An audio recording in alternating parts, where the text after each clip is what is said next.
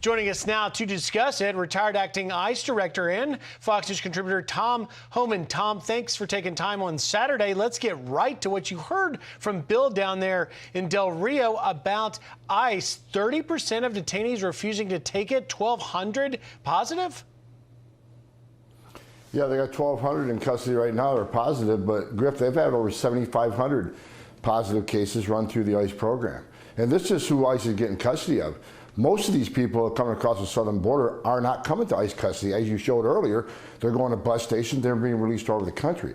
At a time when this country is talking about remasking, and like in LA, then they're talking about door-to-door vaccination checks. They want to hold Americans accountable to this COVID. And meanwhile, with the northern border still shut down over COVID, the southern border is wide open to COVID.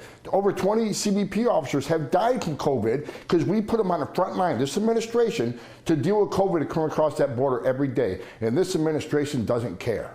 Tom, let me put up on the screen the stats in the RGV sector, up 900% in positive COVID cases among detainees, migrants crossing 135 in just the first 2 weeks. The chief there, Brian Hastings, says he currently has 44 agents right now that are positive, 5 of which are in the hospital at this moment. But as you are fully well aware, these are the folks that have been detained. We don't know about the ones that entered that were not apprehended.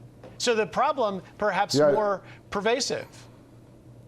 Well, it's a lot more pervasive, Gareth, because the Border Patrol's already said approximately 1,500 a day escape apprehension. Who are those folks? These aren't folks, family groups and children want to turn themselves over to the Border Patrol. These are people that don't want to be caught. Why? Because they're criminals, they're drug traffickers, they're trafficking in women and children. These are people that don't want to get caught because they know if they get caught because of who they are, they will be detained. So when you think about 1,500 days, there's already 300,000 gotaways, approximately 300,000 gotaways since Biden became president.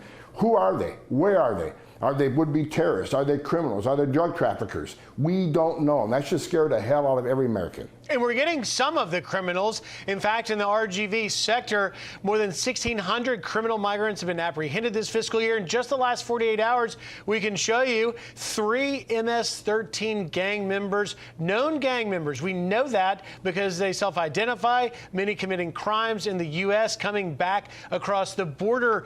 Is it your sense, Tom, that the threat of criminal migrants is growing right now?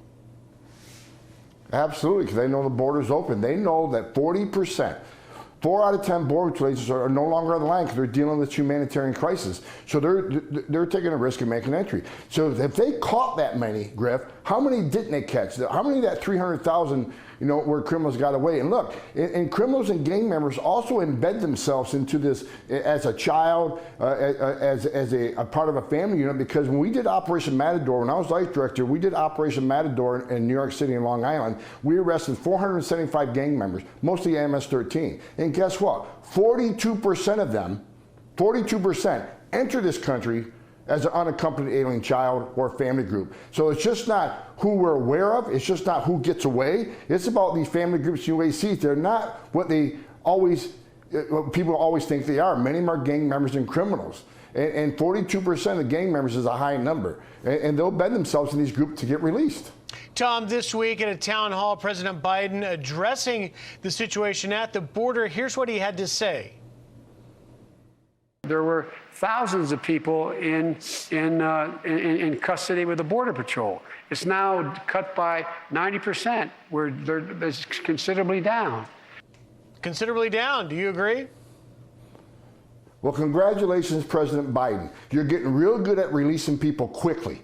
That is what they're doing. Yeah, they're less in Border Patrol custody because you're releasing them quicker, taking them to bus station, put them on airplanes, send them all over the country. So congratulations on that. You're releasing people quickly. You think that's a success? I'll tell you what it is. It's an enticement for more people to come to the border illegally because they know they're not being detained. They know the government, the U.S. government under President Biden will buy them a plane ticket, will get them a bus ticket to get them to their final destination. This administration is complicit in the illegal activity on the border and why? alien smuggling. Why? Why are they doing this? Because it's open borders. It is open borders. They don't care about the crime. They don't care about the COVID. This is an open borders agenda. President Biden sold himself out to the progressive left to win this election. And the progressive left is running the government. They're running Congress. They're at the Department of Homeland Security. They're at the White House. And their agenda is to open these borders up regardless of the crime, the COVID.